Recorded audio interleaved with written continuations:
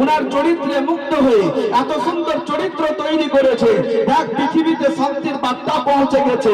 এই জন্য তোদের হাতে ভারতের পতাকা আনার আগে, তোদের হাতে অন্য কোনো পতাকা আনার আগে, তোদের হাতে প্রজাতন্ত্র দিবসের পতাকা আনার আগে চল মোহাম্মদে আরবি পতাকা হাতে উত্তোলন কর।